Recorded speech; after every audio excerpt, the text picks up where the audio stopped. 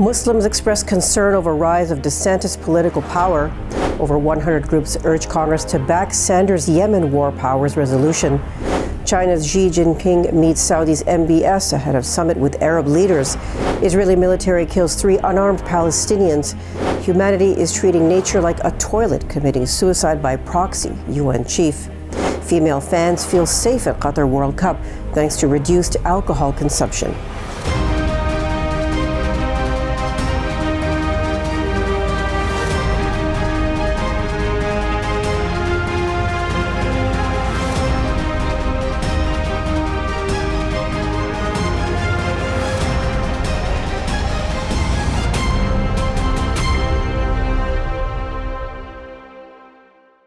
From Chicago studios, this is the Muslim News on Muslim Network TV. Assalamu alaikum, I'm Samana Siddiqui. Our top story tonight. Muslim and Palestinian Americans are worried about the prospect of Florida Governor Ron DeSantis running for president in 2024, Middle East Eye reports. A recent revelation by a former Muslim inmate at Guantanamo Bay is just one example of the concern the communities have about his track record. In 2006, DeSantis was an appointed attorney supporting the U.S. military's mission at Guantanamo Bay. A former detainee there, Mansour Adaifi, said in a podcast with the Empire Files last month that while he was being force-fed at the prison, he saw DeSantis laughing. DeSantis is opposed to the closure of Guantanamo and has signed on to legislation as a congressman that would prevent any U.S. administration from doing so. As well, on 2 occasions, he has co-sponsored unsuccessful legislation aiming to designate the Muslim Brotherhood as a terrorist group. Many Muslim Americans see this as an attempt to vilify them, cripple civil society, and feed into the Islamophobia industry. DeSantis was also the lead author of a bill introduced in 2015 that sought to ban the entry of immigrants from Iraq, Libya, Somalia, Syria, and Yemen, all Muslim-majority countries. The governor also has links to a number of figures and groups that have a history of vilifying Muslims. DeSantis' political influence has risen after his landslide re-election win in last month's midterms. A coalition of more than 100 advocacy, faith-based, and news organizations on Wednesday urged members of Congress to end U.S. support for the war in Yemen. Senator Bernie Sanders' War Powers Resolution calls to block America's support for the Saudi-led war. The resolution would require only a simple majority to pass in both the House and the Senate. On Tuesday, Sanders said he believes he has enough support to pass a Senate resolution and that he plans to bring the measure to a floor vote hopefully next week. A recent expiry of a UN-brokered temporary ceasefire in Yemen has renewed suffering in one of the world's worst humanitarian crises. A Saudi-led blockade has also exacerbated starvation and disease in the country, where 400,000 people have been killed. Over 1,000 New York Times workers walked out today amid ongoing negotiations with newspaper management about pay and health care contributions. Times Guild members are pushing for a $65,000 salary floor and funding employees' health insurance sustainably. Our collective action is working. Management backed off its attempt to kill our pension and agreed to expand fertility benefits, the group tweeted Wednesday. But it also said the paper's management barely budged on some of its most important priorities. That includes issues like pay scales for new hires and making more contributions to workers' health care fund than they currently do. On Tuesday, Pentagon Papers whistleblower Daniel Ellsberg dared U.S. prosecutors to come after him like they have Julian Assange. He revealed in a BBC News interview that the WikiLeaks publisher sent him a backup of leaked materials from former military analyst Chelsea Manning. Let me tell you a secret. I had possession of all the Chelsea Manning information before it came out in the press, Ellsberg said to BBC's Stephen Sakor in the on-camera interview. Assange had sent him the material, which includes evidence of U.S. war crimes, in case they caught him, and they got everything, the 91-year-old explained. Australian-born Assange is currently detained in London and fighting in British and European courts against his extradition to the United States. If extradited and convicted under the Espionage Act charges, he could spend the rest of his life in prison. UN Secretary General Antonio Guterres said humanity seems hell-bent on destruction by treating nature like a toilet. This was at COP15, a 2-week summit which kicked off in Montreal, Canada on Tuesday. Guterres said the planet's land, water, and air are poisoned by chemicals and pesticides and choked with plastics. He accused multinational corporations of filling their bank accounts while emptying our world of its natural gifts. He said the loss of nature and biodiversity comes with a steep human cost. a cost we measure in lost jobs, hunger, disease, and deaths, a cost we measure in the estimated $3 trillion in annual losses by 2030 from ecosystem degradation, a cost we measure in higher prices for water, food, and energy.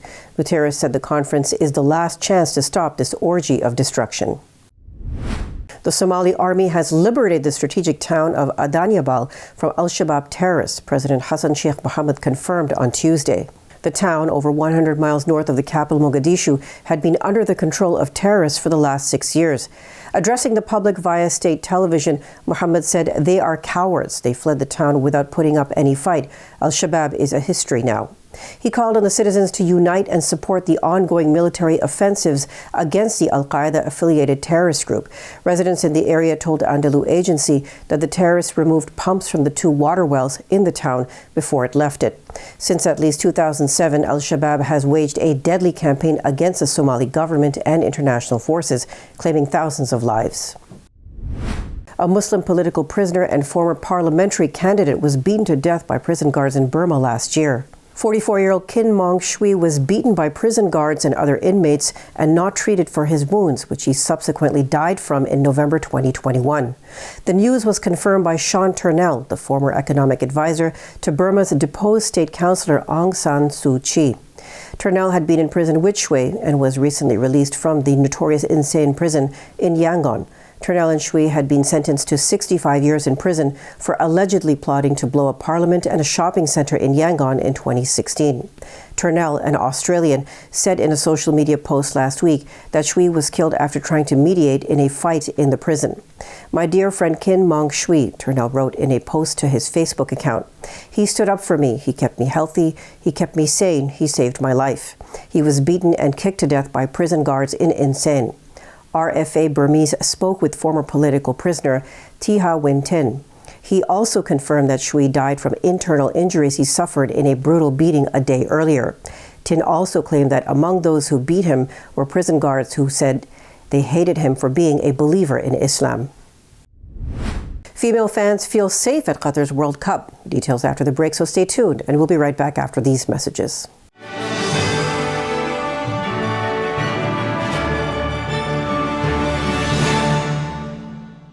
A free 3-minute online chat can give you the personalized tips you need to start boosting your retirement savings today. I am what hunger looks like in America.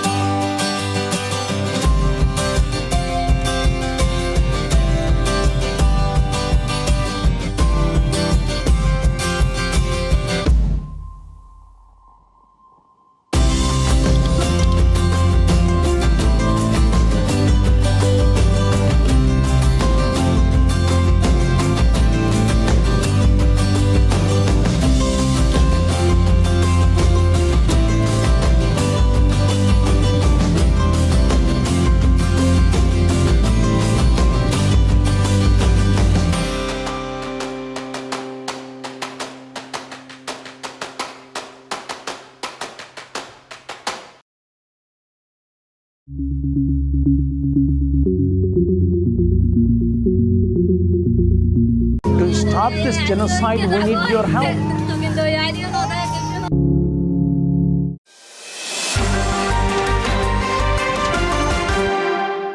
Welcome back. Reuters reports that female fans at FIFA in Qatar say they feel safer at the competition due to the restrictions on alcohol consumption. The sale of alcohol is highly restricted in Qatar, and the government specifically banned its sale at stadiums where tournaments are being held. English fan Emma Smith said about the games, "It's quite a good atmosphere still, even though there's no drink and everyone's being sensible." The 33-year-old added that because there's no alcohol involved, it feels really safe. Ellie Mollison is from England and is an ambassador for a campaign to tackle sexism in football called Her Game Too. She told Reuters that when she came to Qatar, she was expecting a very dangerous place for women. But she said, "As a traveling female fan, I can say that I have felt very safe. This is the first time the games have been held in a Muslim or Arab country." On Wednesday, authorities arrested 25 alleged members and supporters of a far-right terrorist organization accused of plotting to violently overthrow the German government. About 3,000 officers took part in the raids across Germany, and 2 people were arrested in Austria and Italy, according to a statement from federal prosecutors.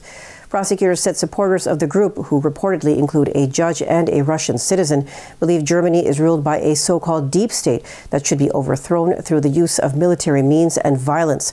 The organization allegedly had created a ruling council, as well as a military arm and various departments, including foreign, health, and justice. The group was formed last year, and those detained include members of the right-wing extremist Citizens of the Reich movement and people influenced by QAnon conspiracy theories. The Associated Press reports that while police raids against the far right are not uncommon in the country, the scale of the operation was unusual. Chinese President Xi Jinping is in the Saudi capital Riyadh for a 3-day trip, underscoring the constantly growing importance of Sino-Saudi relations. It is his first trip there in 6 years. Observers say the visit is also a clear message from Saudi Arabia that it will not be dictated to from the United States. President Xi said that China and Saudi Arabia have had a close friendship, partnership, and brotherhood spanning over 32 years. The establishment of diplomatic relations between both countries began in 1990. The Israeli army has killed 3 Palestinian men during a raid in Jenin. They are the latest people to die in a months-long Israeli campaign of near-daily raids in the occupied West Bank. The Palestinian Ministry of Health identified the 3 killed on Thursday morning as Siddiqui Zakarne, Atash Shalabi, and Tariq al-Damash. The Israeli army, including special forces, raided Jenin and its refugee camp at dawn on Thursday. They arrested several wanted Palestinian resistance fighters, during which clashes broke out between Israeli forces and armed Palestinian men. Al Jazeera producer Ali Al-Samoudi, who was based in Jenin, said eyewitnesses said Zakarne was shot in his car. The people who took him out of the car said they did not find any weapons on him.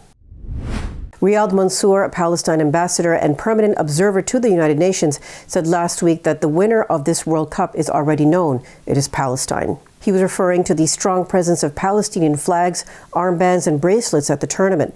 Mansour and others have also noted the chance of free Palestine at stadiums, fan zones, in the streets, and on social media. Some Latin American media outlets have branded it the 33rd country at the tournament. In the ongoing games, Morocco's team, which has been the first Arab nation to ever reach so far in the tournament, carried the Palestinian flag after victories.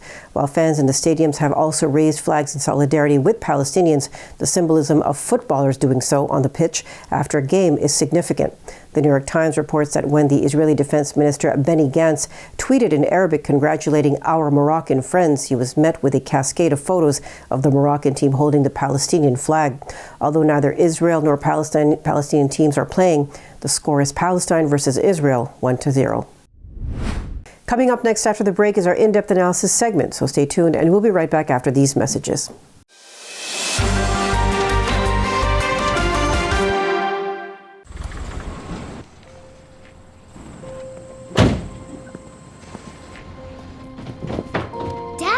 They took over my bedroom. Come on, come on.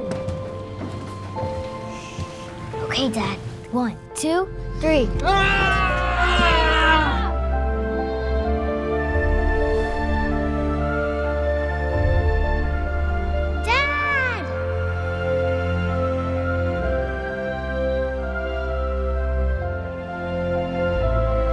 You saved me. Dad? Are you okay? I'm fine, dear.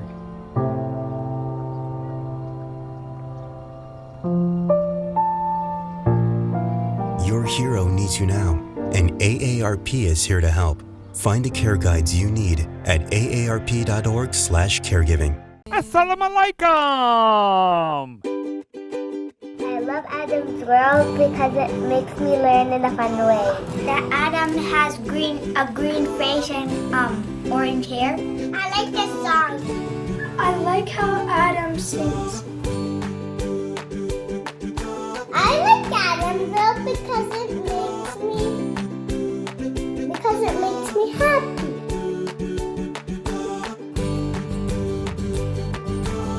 What? No. No.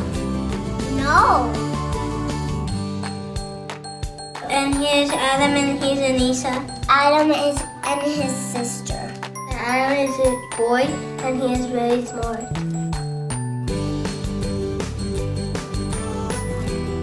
Download the new Adam's World app at adamsworldapp.com and let's help tomorrow's Muslims today. To stop this genocide, we need your help.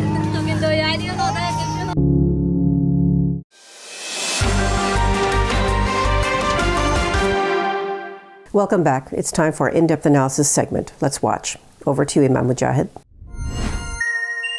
Thank you, Samana.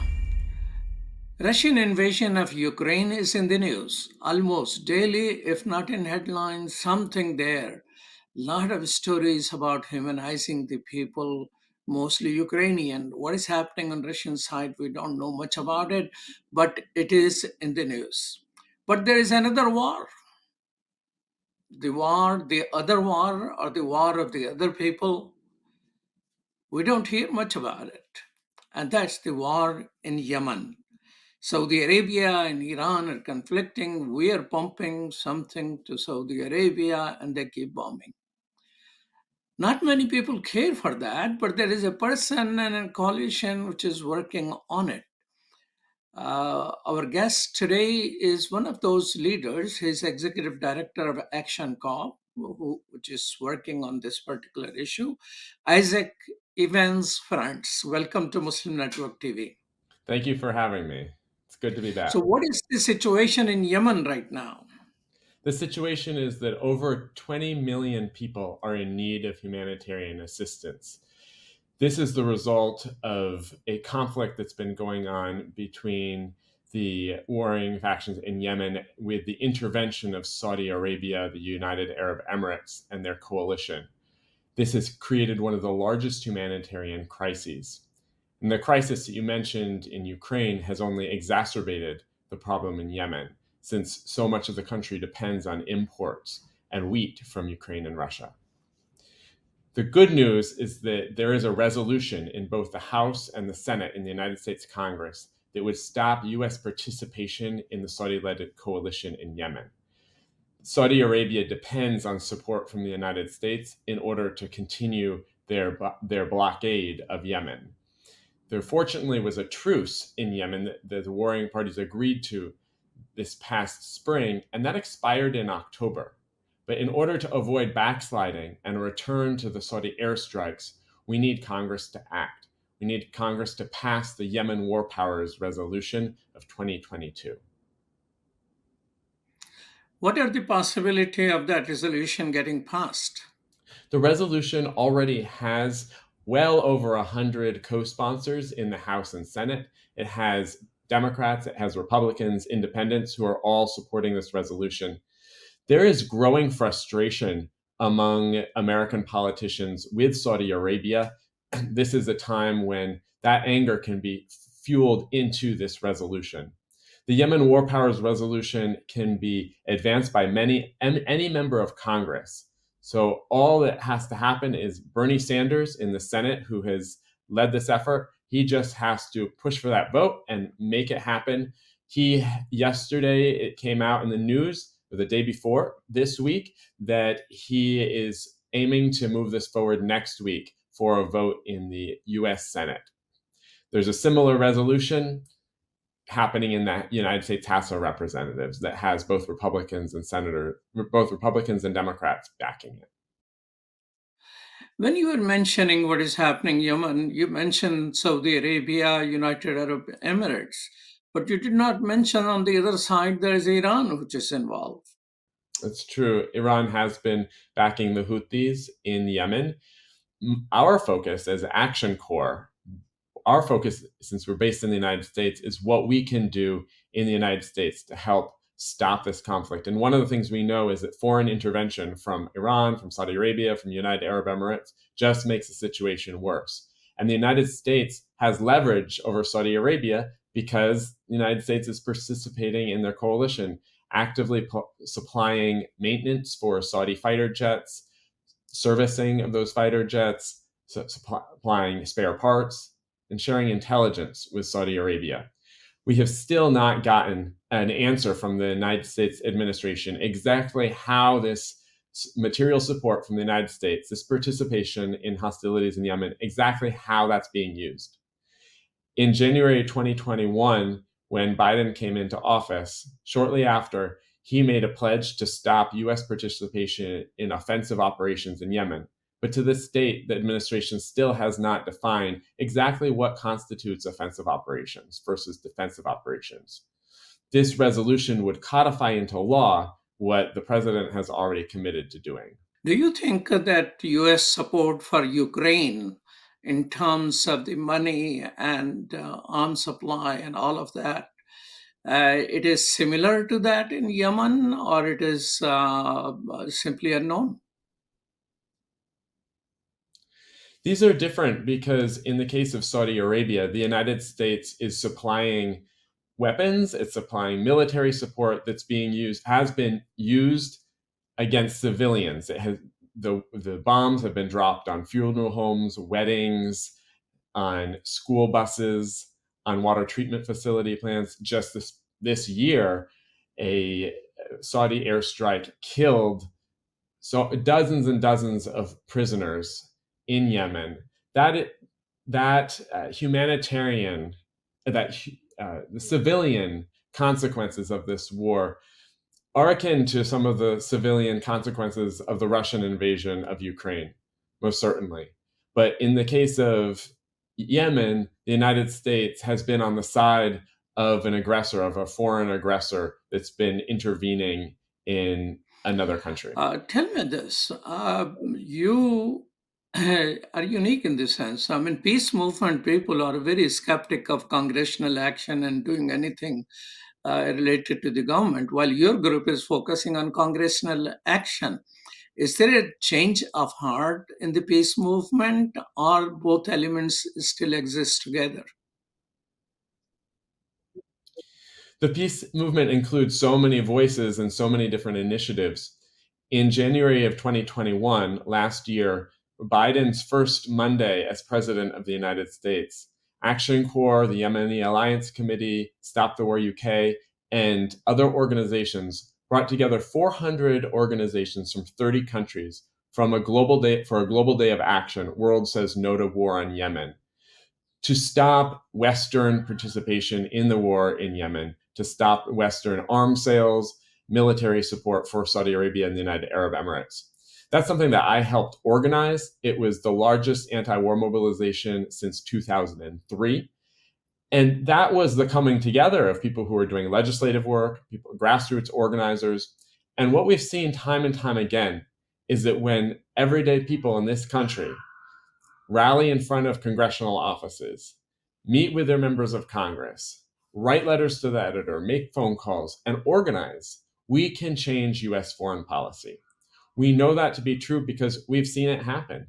It was Americans, many Americans, peace activists, humanitarian organizations that helped secure the Yemen War Powers Resolution in 2018 and 2019 that unfortunately President Trump vetoed. Now that we have a new president, we have a new opportunity to move this forward. And there's an opportunity for everybody to participate. A lot of our supporters have been calling this number that has been set up by our coalition. It's 1-833-STOP-WAR. And when you call 1-833-STOP-WAR, you'll be prompted and you'll be connected with your member of Congress to let them know that you want them to support the Yemen War Powers Resolution. Share with me that your group, Action Corps, has been demonstrating in front of media.